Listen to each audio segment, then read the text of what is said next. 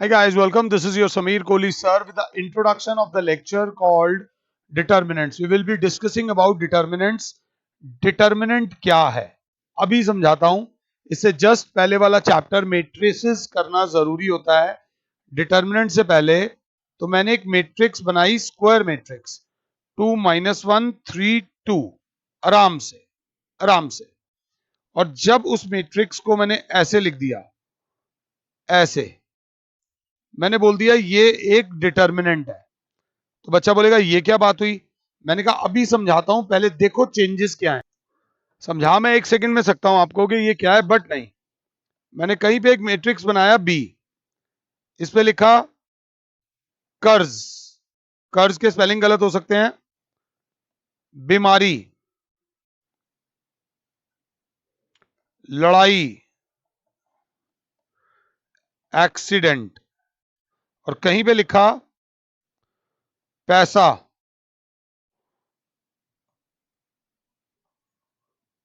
पैसे के बाद लिखा, ध्यान देना, एक बार कंसेप्ट समझ आ गया फिर तुम्हें दोबारा कहीं नहीं जाना. शोहरत, फेम. शोहरत के साथ लिखा ऑडी, बंगलो. तो बच्चा बोलेगा सर ऑब्वियसली आपने इतना फर्क लिख दिया है. मैं अब आप हमसे पूछोगे आप मैट्रिक्स बी लोगे या सी लोगे, तो ऑब्वियसली हम बोलेंगे हमें मैट्रिक्स सी अच्छा लग रहा है, बिकॉज मैट्रिक्स सी में सब कुछ अच्छा अच्छा अच्छा अच्छा है. मैट्रिसेस में क्या होता है, हर एलिमेंट की अपनी एक वैल्यू होती है. हर एलिमेंट अलग अलग होता है, A11 A12 अलग अलग. ये भी एक मैट्रिक्स है, ये भी एक मैट्रिक्स है. बट कहीं ना कहीं इस मैट्रिक्स को देख के दिल में अच्छी अच्छी सी फीलिंग आई कि यार इस मैट्रिक्स की ओवरऑल वैल्यू बहुत ज्यादा है. तो what is a determinant? A determinant is a value associated with a square matrix. Her square matrix की एक वैल्यू होती है जिसे हम बोलते हैं डिटर्मिनेंट.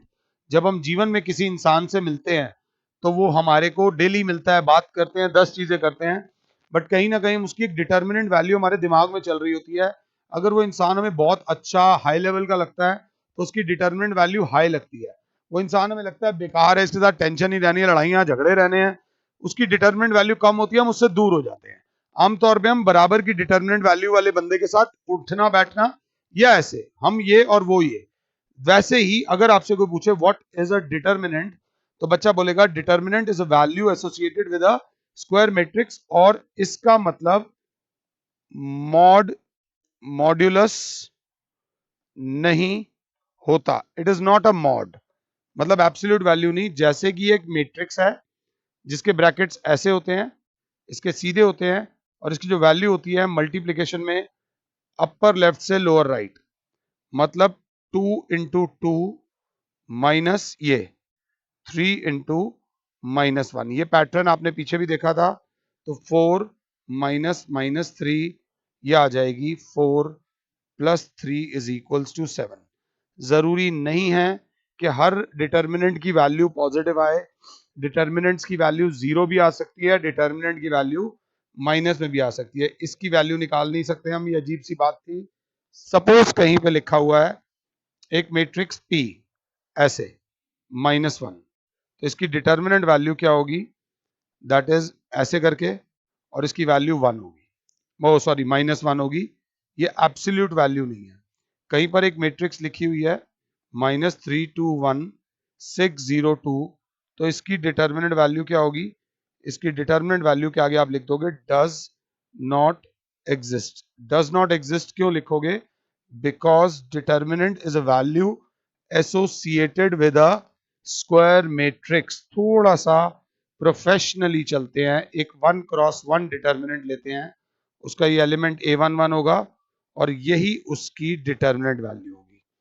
एक डिटर्मिनेंट ले लेते हैं 2 × 2, जैसे कि A11 A12 A21 और A22. ये 2 × 2 डिटर्मिनेंट है. तो इसकी वैल्यू निकालने के लिए सबसे पहले अपर लेफ्ट से lower right, A11 × A22 - A21 × A12 minus this हो जाती है। उस वैल्यू में से ये वैल्यू माइनस कर दोगे, ये आंसर प्लस में भी आ सकता है, ये आंसर माइनस में भी आ सकता है। थोड़े से पंगे लेने के लिए मैंने एनसीईआरटी का एग्जाम्पल नंबर 1 आपको करा रहा हूं। वो कहते हैं इवैल्यूएट, ऐसे करके दिया हुआ है 2 4 -1 2। तो अगर इस डिटर्मिनेंट की वैल्यू निकालनी है तो क्लास बोलेगी upper left to lower right, मतलब 2 इंटू 2 -1 इंटू 4। तो दैट इज 4 -4। तो 4 प्लस 4 इज इक्वल्स टू 0। इसकी determinant 4 plus 4 is equals to 8। इसकी डिटर्मिनेंट वैल्यू जो आ गई वो 8 आ गई। एनसीईआरटी का एग्जाम्पल नंबर 1। एनसीईआरटी का एग्जाम्पल नंबर 2 बोलता है कि इवैल्यूएट, आराम से, x x plus 1 x minus 1 into x. घबराएगी नहीं क्लास, घबराने वाली बात भी नहीं है। 2 क्रॉस 2 है, अपर लेफ्ट से लोअर राइट, मतलब x into x is x square minus this. इसको बोलेंगे x minus 1 into x plus 1। तो x square minus a minus b a plus b, x square minus 1 a square minus x square plus 1, ये cancel हो गया। Determinant value आ गई 1। आराम से सांस ले लो, कोई बहुत बड़ा लेक्चर नहीं है, कोई बहुत बड़ी चीज नहीं है इसमें। अब हम बात करेंगे 3 क्रॉस 3 डिटरमिनेंट की। This is serious business. आपने एलिमेंट्री रो ऑपरेशंस करे थे, एलिमेंट्री कॉलम ऑपरेशंस करे थे। तो अगर कोई कहता है राइट अ 3 क्रॉस 3 डिटर्मिनेंट, मेरे मुंह से मैट्रिक्स निकल रहा है A11 A12 A13 A21 A22 A23 A31 A32 A33। ध्यान से देख लीजिएगा, इसी को एक बार और लिख देता हूं तुम्हारे लिए। A11 A12 A13 A21 A31 A33 A32 A22 A23। इसको आप किस नजर से देखोगे? This is R1, this is R2 and this is R3। R for row, this is R1, this is R2, this is R3। Rows, row 1 row 2 और रो 3। इसको आप एक नजर से और देख सकते हो। This is column 1, this is column 2 and मेरे प्यारे बच्चों this is column 3। You can see it like C1 C2 and C3। मगर अभी तक हमने इसकी वैल्यू निकालना नहीं सिखाया। हमने आपको अभी तक इसकी वैल्यू निकालना नहीं सिखाया, अभी सिखा रहा हूं, इसी लेक्चर में सिखा रहा हूं। आराम से चलेंगे। जब भी 3 क्रॉस 3 डिटर्मिनेंट आए तो ये लिखना जरूर plus minus plus minus plus minus plus minus plus. और डिटर्मिनेंट अगर नाम ना हो तो डेल्टा से दिखाया जा सकता है। ट्राइंगल के आगे ये बनाने की जरूरत नहीं है। जब ये ट्राइंगल का सिंबल बनाओ तो ये दो लाइंस बनाने की जरूरत नहीं है। एक बार इस कंसेप्ट को बस पहले लिख लो, फिर तो मैं आपको बताता हूं कि इसको कैसे करना है। अब हम आपको सिखाएंगे value of a 3 cross 3 determinant. Value of a 3 cross 3 determinant, तो वो क्या होगी? क्लास बोलेगी 3 क्रॉस 3 में सर ने ये सिखाया plus minus plus minus plus minus plus minus plus. तो अगर वो बोलता है इवैल्यूएट द डिटर्मिनेंट 3 -1 2 0 8 3 1 1 2 1 2 1, ऐसे मैंने कुछ भी लिख दिया, ये एक डिटर्मिनेंट लिख दिया। अब इसकी वैल्यू निकालनी है। तो इस डिटर्मिनेंट की वैल्यू R1 के अक्रॉस भी निकाली जा सकती है, R2 के अक्रॉस भी निकाली जा सकती है, R3 के अक्रॉस भी निकाली जा सकती है, C1 C2 और C3 तीनों के अक्रॉस निकाली जा सकती है। बच्चा कहेगा हमें कुछ समझ नहीं आया। मैंने बोला, मैंने लिखा एक्सपेंडिंग अलोंग R1, R1 के अलोंग इसकी वैल्यू निकालते हैं। तो कैसे निकलेगी R1 के अलोंग वैल्यू? यहाँ प्लस का साइन है, ये 3 भी प्लस में है तो 3 के साथ आ जाएगा, 3 के साथ यहाँ खड़े हो जाओ और ये सब छोड़ दो, तो बचा क्या, 8 3 2 1। अगर देख पा रहे हो तो मैंने 3 पे खड़े होके गोलियां चलाई, इस तरफ गोलियां चलाई, ये सब चला गया और ये सब चला गया, तो ये 3 के साथ आएगा। साथ में हे भगवान थोड़ी मदद करना, ये देखो अब साथ में उन्होंने एक साइन दिया है माइनस का, तो माइनस ऑफ, और हमारे पास कौन है, -1। अब -1 पे खड़े होके जब मैंने गोलियां चलाई तो ये सारे मर गए और ये सारे मर गए, तो रह कौन गया, 0 3 1 1। आराम से समझ लो। फिर जब ये गोलियां चलाई उसके बाद मैंने प्लस माइनस और फिर प्लस, प्लस का साइन यहां पर कौन है, 2। 2 पर खड़े होकर जब मैंने गोलियां चलाई तो ये सीधे सीधे सारे मारे गए और ये सीधे सीधे सारे मारे गए, तो बचा कौन, 2 के साथ कौन बचा, 0 8 1 2। पहले इतना लिख लो, जब पहले इतना लिख लोगे then you will come to know कि अब क्या करना है। ध्यान से, ये 2 से भी हटा दिया।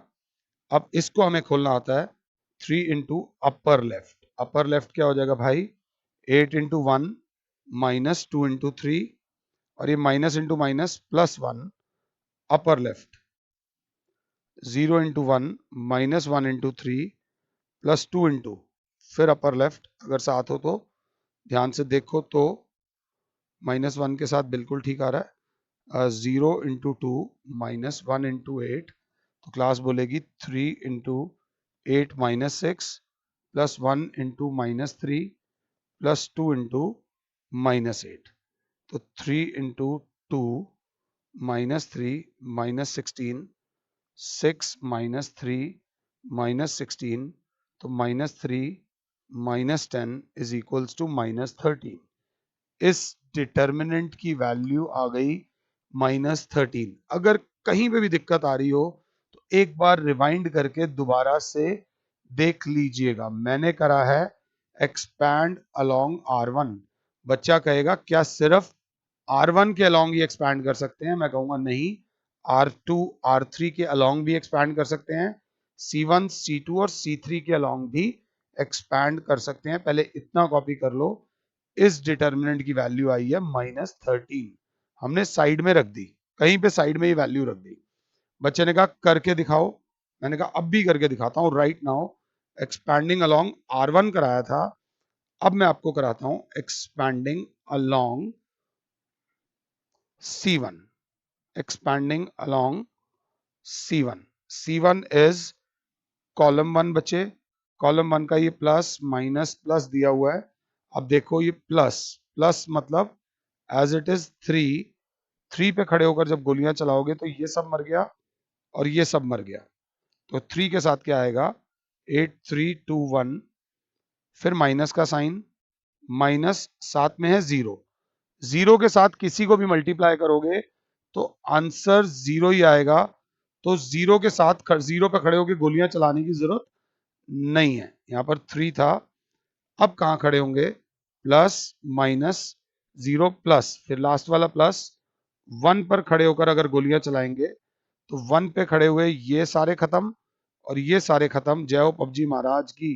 तो क्या बचेगा, -1 2 8 3, अगर साथ हो तो बच्चा बोलेगा 3 इंटू 8 इंटू 1 -2 इंटू 3, 0 लिखने की जरूरत नहीं, प्लस 1 इंटू -3 इंटू 1 -8 इंटू 2, अगर साथ हो तो 3 इंटू 8 -6 प्लस -3 -16, तो 3 इंटू 2 और ये हो जाएगा -19, 6 -19 इज -13। आराम से एब्जॉर्ब कर लो कि किस ई के भी अलोंग एक्सपैंड किया जाए उसका आंसर वही रहेगा। ये चीज मैंने जल्दी जल्दी ना करा दी हो, मुझे कोई जल्दी नहीं भागना, बस आपको इस चीज को सीखना है। इसको मैं आपको और भी बहुत सारे प्रॉपर्टीज वगैरह कराऊंगा इमीडिएटली, इसमें प्रॉपर्टीज ऑफ डिटर्मिनेंट्स कराई जाएंगी, बट सबसे पहले इस कंसेप्ट को समझ लो, how to expand a determinant. Suppose गंदी गंदी बात करते हैं, A11, A12, A13, A21, A22, A23, A31, A32 और A33। कोई कहता है इस डिटर्मिनेंट को एक्सपैंड करो, इस डिटर्मिनेंट को एक्सपैंड करो, तो आपके बैक ऑफ द माइंड ये बात जरूर रहेगी बच्चों, plus minus plus plus, oh sorry sorry sorry sorry, plus के साथ इमीडिएटली माइनस आएगा, minus plus minus plus minus plus. तो अगर मैं इसको एक्सपैंड करता हूं R1 के अलावा, इफ आई से expand along R1, तो it will be A11। A11 पे जब मैं खड़ा हूंगा, जब मैं A11 पे खड़ा होता हूं,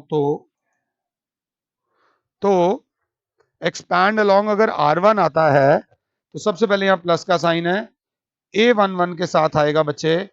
अब अगर आप थोड़ा सा ध्यान से देख रहे हो, तो A11 के साथ आएगा A22, A23, A32 और A33। अगर मैं समझा पा रहा हूं, अगर कोई दिक्कत है तो A11 पे खड़े होकर ऐसे देखो, तो जो हट जाता है वो हट जाएगा, जो बचा वो ये बचा। अब नेक्स्ट साइन है माइनस का, ये माइनस का साइन है, और यहां पर आ जाएगा, अब इसके साथ आ जाएगा A12, A12 और A12 के साथ अब मैं कौन सी वैल्यूज लेने वाला हूं, अगर आप बताओगे तो मुझे बड़ा अच्छा लगेगा, आपको समझ आना चाहिए। हम यहां पर एक लेंगे, A12 पे खड़े होकर हमने ऐसे लाइन खींच दी, एक ये लाइन खींच दी, तो बचे कौन से, A12 की सीध वाले सारे छोड़ दिए, तो कौन से बचे, A21, A23, A31 और A33, और फिर प्लस का साइन है, तो प्लस आ जाएगा A13।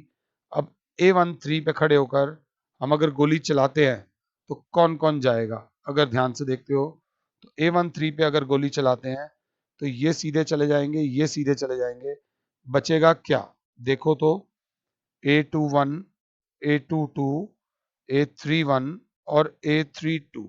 अब इसको कैसे एक्सपैंड करना है, A11 इंटू, ये होता है एक ही सिस्टम है, A22 into A33 minus A32 into A23 minus A12 into A21 into A33 minus A31 into A23 plus A13 into, फिर यहीं आएंगे A21, A32 minus A31 into A22, और ये जो कैलकुलेट करके जो आंसर आएगा, that will be your value of determinant.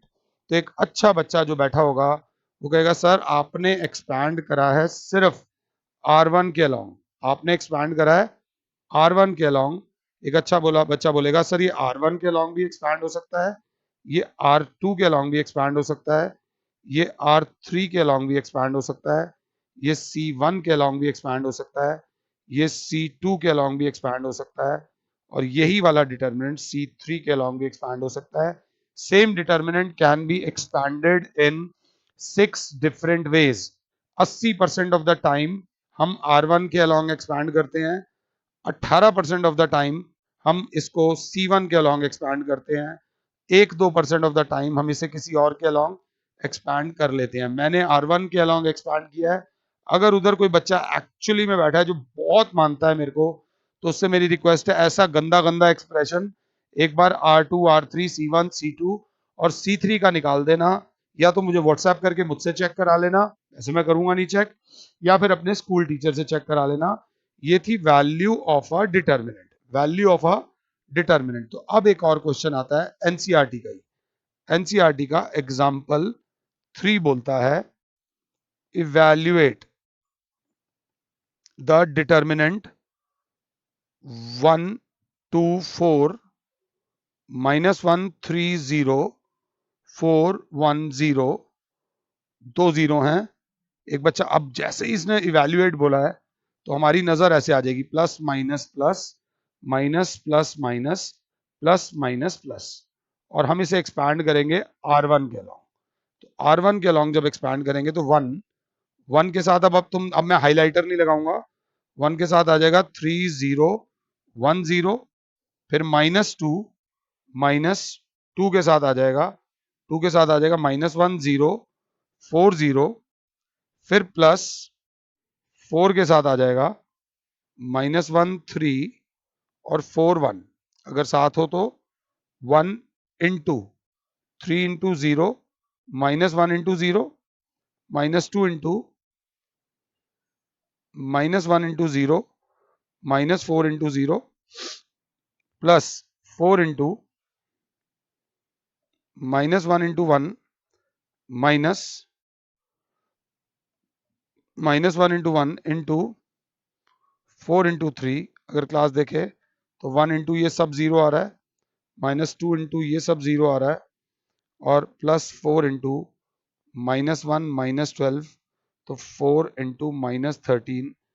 इस डिटर्मिनेंट की वैल्यू आ रही है -52, जब मैंने इसे क्या करा है, एक्सपैंड अलोंग R1। ये लाइन जरूर लिखना। बट एक बच्चा वहां कहीं कहीं एक बच्चा बैठकर मेरा मजाक उड़ा रहा था, उसने कहा ये सर ने थोड़ा लंबा खींचा है।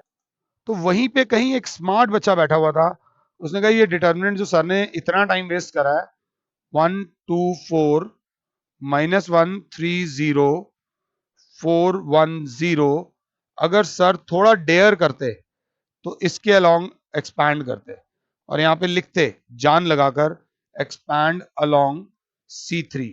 C3 में ये प्लस माइनस प्लस, तो ये होता 4, 4 के साथ आता -1 3 4 1, और फिर 0 के साथ कुछ नहीं आता, 0 के साथ कुछ नहीं आता, एक स्टेप में सॉल्व हो जाता। 4 इंटू -1 -12, 4 इंटू -13, आंसर इज -52।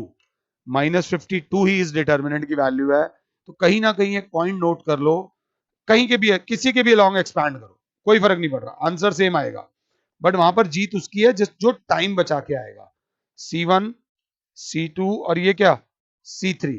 तो जिस रो या जिस कॉलम में ज्यादा से ज्यादा जीरो हो, उसके अलोंग अगर एक्सपैंड करोगे तो वहां पर समय बचेगा और गलती के चांसेस कम हो जाएंगे। ये बहुत ज्यादा इंपॉर्टेंट टॉपिक है। अगर हम ये देखते हैं तो इसके बाद हमारे पास आता है एनसीईआरटी का एग्जाम्पल नंबर 4। एनसीईआरटी का एग्जाम्पल 4 जो कि ये बोलता है कि इवैल्यूएट इवैल्यूएट डिटर्मिनेंट दे रखा है 0 sine alpha minus cos alpha minus sine alpha 0 sign beta cos alpha minus sign beta 0। जितना मर्जी देख लो, किसी भी रो किसी भी कॉलम के अलोंग एक्सपैंड करो, एक ही 0 मिल रहा है। 0 की सुविधा सिर्फ एक है, इसलिए मैं बिना झिझके फटाफट से इसको करूंगा। ये लूंगा R1 और लिखूंगा एक्सपैंडिंग अलोंग R1। अभी मैं बहुत स्मार्ट नहीं हुआ हूं, तो plus minus plus minus plus minus plus minus और प्लस, तो 0 के साथ तो कुछ लेने की जरूरत है ही नहीं। तो डिटर्मिनेंट की वैल्यू 0 छोड़ो, सेकंड वैल्यू माइनस की है, तो माइनस साइन अल्फा के साथ लूंगा मैं minus sine alpha sign beta cos alpha और 0। ये फिर साथ में प्लस का साइन है, प्लस के साथ, मगर इसके साथ क्या है, माइनस कॉस अल्फा, और माइनस कॉस अल्फा के साथ मैं लूंगा minus sine alpha 0 cos alpha minus sign beta. Copy करते हुए गलती मत कर देना। Minus sine alpha into 0, 0 minus sign beta cos alpha, और ये plus into minus is minus cos alpha, ये हो जाएगा minus into minus plus sine alpha sign beta minus, ये वाला हो जाएगा 0। ब्रैकेट खोलेंगे तो ये आ जाएगा साइन अल्फा साइन बीटा, वही गलत लिख रहा हूं, sine alpha cos alpha sign beta minus sine alpha cos alpha sign beta. ये सही है, कैंसिल हो जाएगा, डिटर्मिनेंट की वैल्यू आ जाएगी 0। मैंने इसको R1 के अलोंग एक्सपैंड किया है, मैं चाहूंगा कि इसको एक R3 और एक C2 के अलॉन्ग एक्सपैंड कर देना, आपका कंसेप्ट क्लियर हो जाएगा। सब टीचर्स इसका आंसर आपको निकाल के दे देंगे, बट जिस टीचर की बात मानोगे फायदा उससे होगा। ये करने के बाद आता है एनसीईआरटी का एग्जाम्पल नंबर 5। वो कहते हैं find the values of x for which, ये दे रखा है 3x x1 determinant is equals to 3 2 4 1। अगर ये मैट्रिक्स होता तो हम बिना सॉल्व करे ही बता देते कि 3 is equal to 3, x is equal to 2 और x is equal to 4, comparing the like elements. ये मैट्रिसेस वाले रूल नहीं लगेंगे, इसमें डिटर्मिनेंट वाला रूल लगेंगे। हमें इसे सॉल्व करना है तो हम लिखेंगे we have 3x x1 is equals to 3 2 4 1। अगर देखूं तो ये हो जाएगा 3 इंटू 1, इसको सॉल्व करूंगा, माइनस एक्स इंटू एक्स बराबर 3 इंटू 1 माइनस 4 इंटू 2, तो 3 minus x square is equal to 3 minus 8, 3 से 3 गया, minus x square is equal to minus 8, x square is equal to 8, तो x is equal to under root में 8, x is equal to plus minus 2 root 2। The value of x is plus minus 2 root 2। ये करने के बाद हमारा NCERT का introduction of determinants खत्म होता है। इंट्रोडक्शन ऑफ डिटर्मिनेंट्स जब हमारा खत्म होता है तो आई होप कि मैं आपको ये समझा पाया हूं। अब आप आराम से बिना किसी की टेंशन के एनसीईआरटी की 4.1 के 8 क्वेश्चंस खुद निपटा दो, एक एक क्वेश्चन खुद से निपटा दो, आपका कंसेप्ट बहुत स्ट्रांग हो जाएगा। फिलहाल के लिए और Sameer sir is saying you goodbye, God bless all, जय माता दी।